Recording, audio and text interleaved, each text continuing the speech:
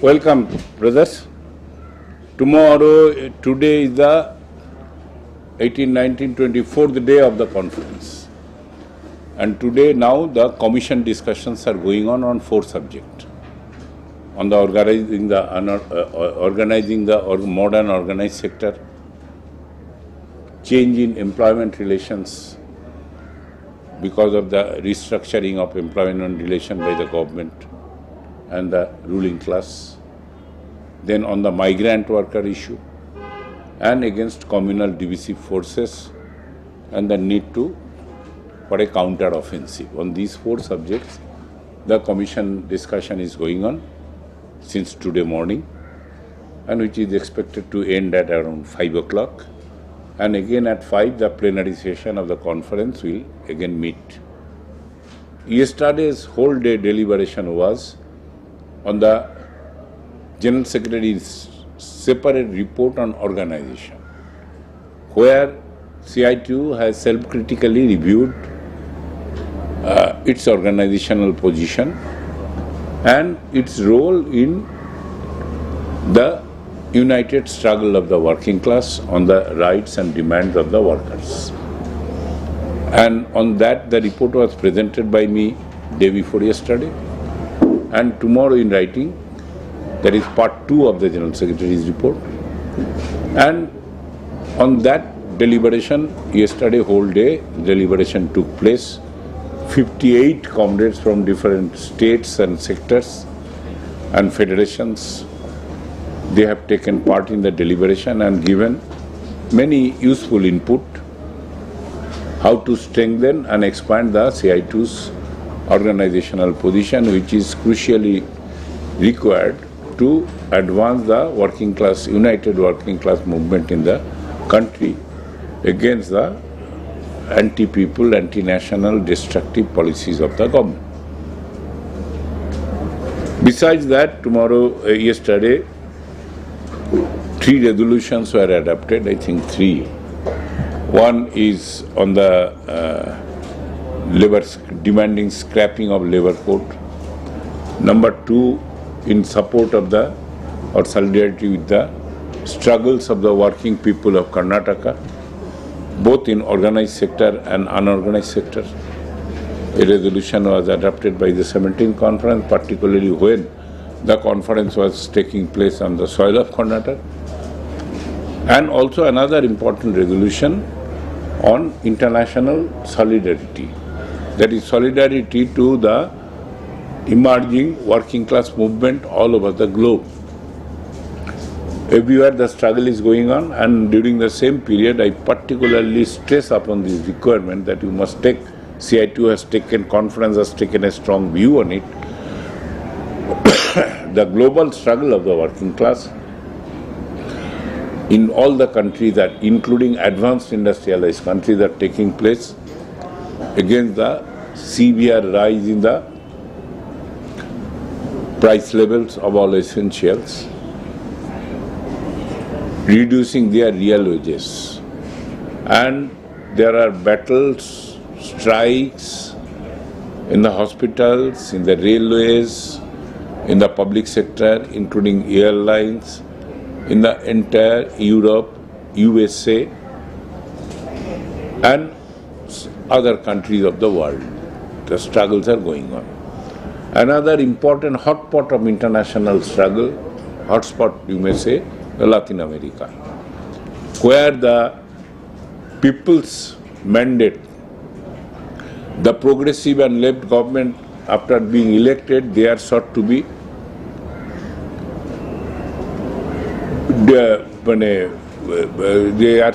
uprooted by a different type of coup d'etat organized by the imperialist forces, and creating, you know what has happened in Brazil. There was a hoodlumism on the presidential palace. Somehow Brazil administration contained it. But on the other hand, another extreme in Peru, where a left leader won the election by popular mandate.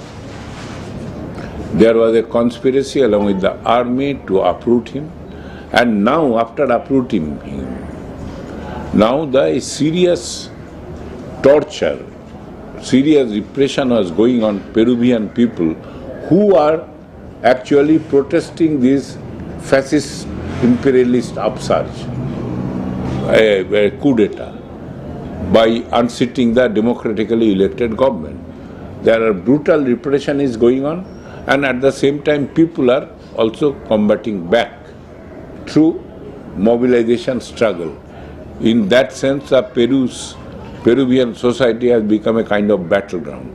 That was the crucial important thing is there, that when the overall capitalist system is under severe crisis, in that midst of crisis, even the democracy is not safe.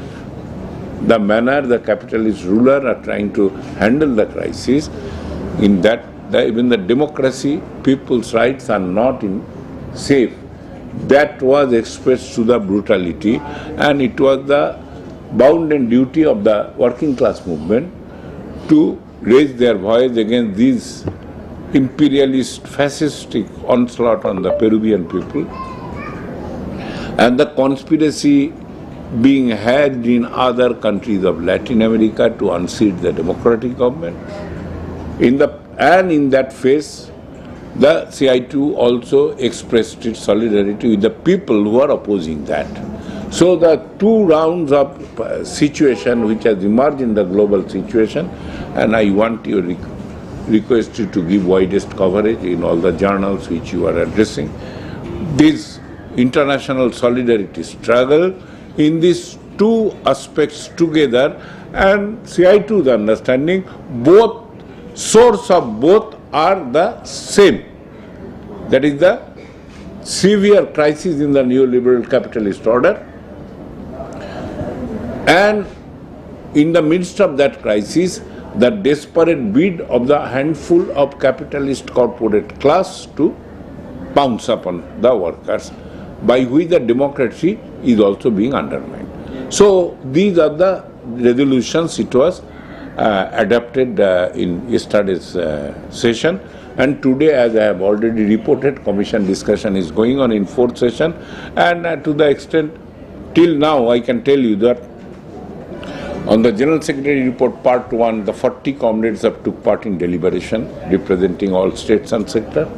In the part 2 organization, 58 comrades representative took part in the deliberation, and today in the 4 commission it is expected, tomorrow we may be able to tell you that around 200, more than that, in all the 4 commissions together, they are taking part in already in deliberation, besides numerous written suggestions on the documents that we have placed before them, and that will be very useful input for us to strategize our action on all those 4 issues. So more or less this is the report. Yes. Could you give us some highlights of the General Secretary's report? I think in the first day we have already given the General Secretary's report in 2 parts.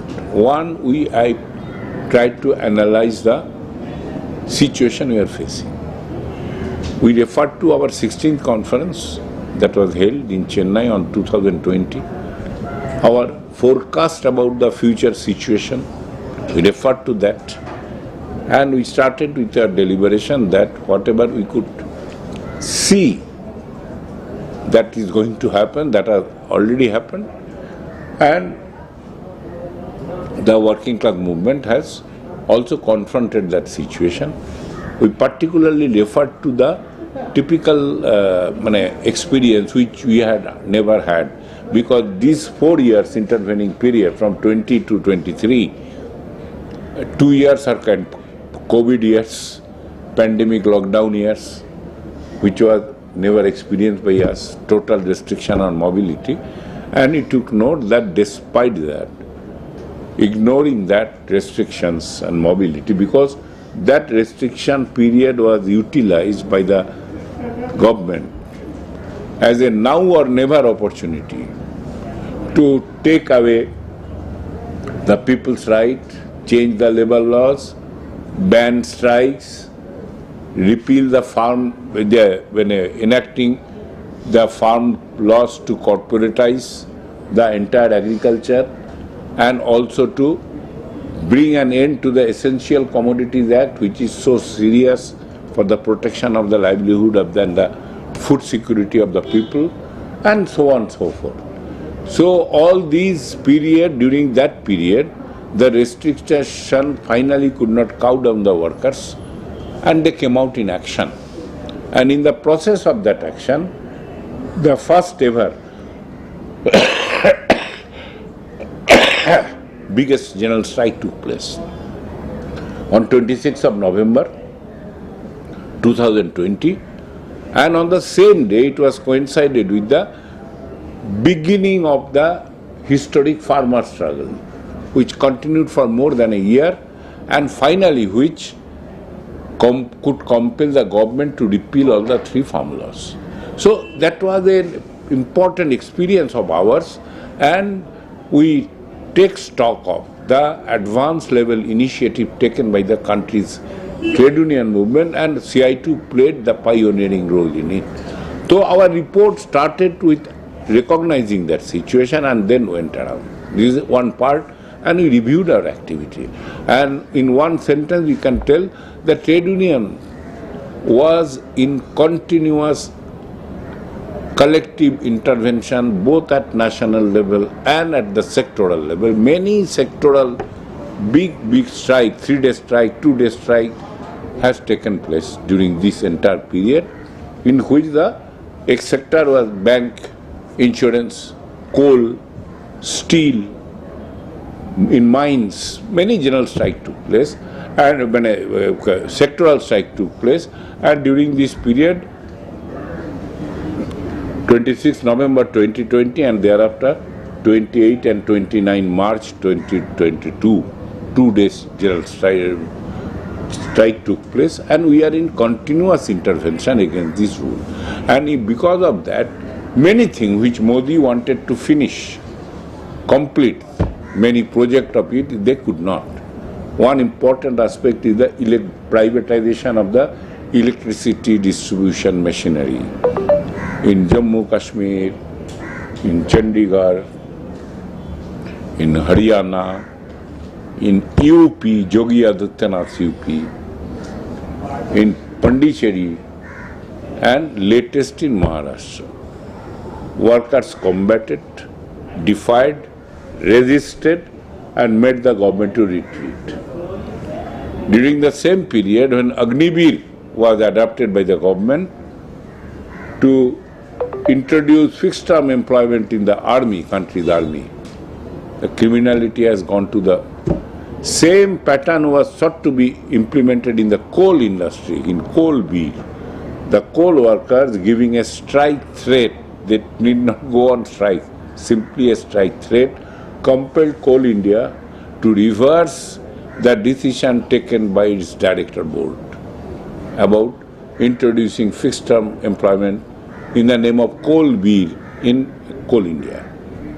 So these are certainly, and in many other sectors, the privatization program that has sought to be taken did not materialize. Government itself has to abandon its privatization project in Bharat Petroleum and Chemicals Limited, BPCL, Central Electronics Limited, and some other public sector. They have decided to shelve the project because they are not getting response. And they are not getting response one of the main reason that workers were continuously agitating with a clear call that you may try to sell, but we will not allow you to enter the new purchaser in our installation. Similar struggle is still now going on as on date in the Visakhapatnam, against the privatization of Visakhapatnam steel plant, and they have not yet started.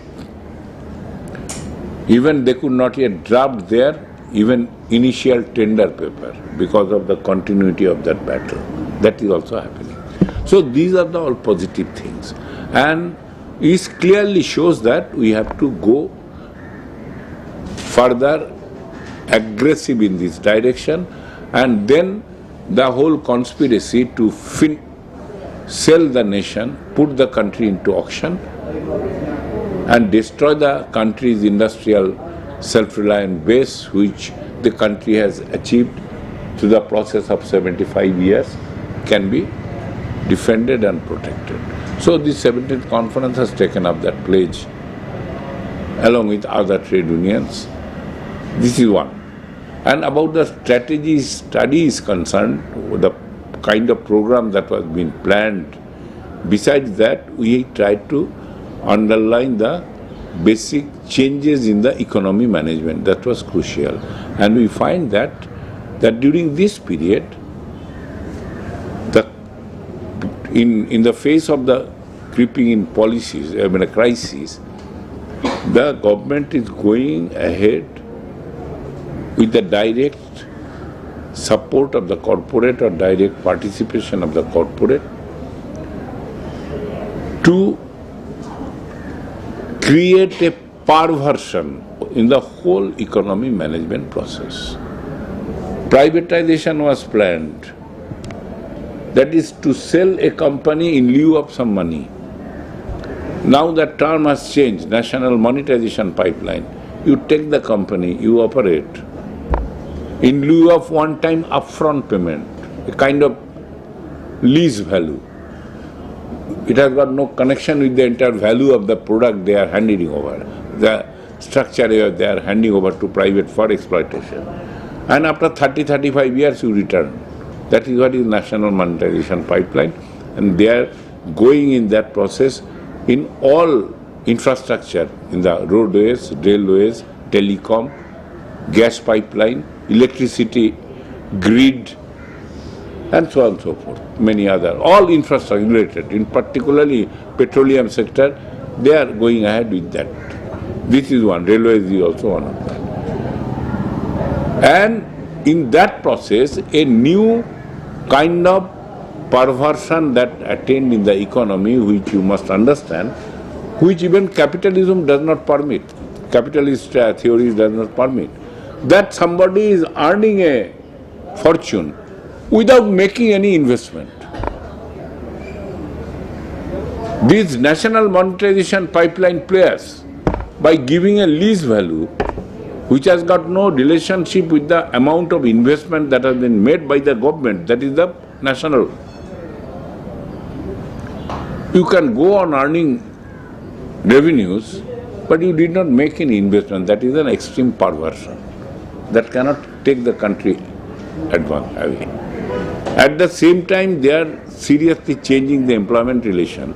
Regular workers' number is going down, more contract, casual, outsource, and now they are going in for inducting trainees to do the production job.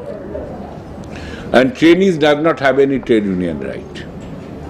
So they want to have a union-free workplace. In that direction, they are restructuring the whole production management, service management in the society. This we have foreseen in advance, that in that way they are moving, and it is important to understand this mechanism. Otherwise, we will not be able to resist, stop that. So this is also taken up as one of the important tasks. And number 3, we have decided that we must go ahead with further struggle, and in that direction we have drawn 3-pronged strategy. One is CI2 must independently carry on its agitation, activities and campaign to reach the entire working people, to make them understand the real face of the whole economic management. This is one aspect. And that it is a perversion, that it is not benefiting neither the worker nor the people, but not even the country. They are damaging the country's interest, economic interest of the economic growth. They are damaging, they are doing an anti-national work. That understanding has to be built up among the people. CI2 independently has to campaign. Then CI2 has to take initiative in taking the same message to the other central trade unions with whom we are jointly operating. And we can say, this conference report has dealt, that we attained a substantial number of success. Now almost all the trade unions who are in our joint platform are trailing almost the same language. And they are also calling the whole thing is anti-national, and they are also reiterating the necessity of a further aggressive offensive struggle. And the slogan was coined that to save the people and save the nation. It is just not saving the interest of the workers. It is beyond that. And third is our conference deal that independent activities, joint struggle with other trade unions, and also the joint struggle of the workers and peasants. And in that direction also a program has been taken. CI2, All India Kisan Sabha, All India Agricultural Union, decided to go in for a massive mobilization before Parliament on 5th of April, which is to be preceded by grassroots level campaign, Jatha, Padayatra, etc., to carry the message to the common people. And that must culminate in that bigger mobilization at national capital. This is one. Secondly, already all the trade unions together are going to meet in a national convention at Delhi on 30th of January, on the martyrdom day of Gandhiji, to decide the future course of action in the joint trade union front. And that is also aimed at Save the People, Save the Nation slogan. Whole approach is that this Modi rule must go. They are committed towards the ouster of that Modi regime and temperate the people throughout the country through their action, and all workers, and also resist the attack on their rights. A series of programs are being planned and declared from the 30th January convention.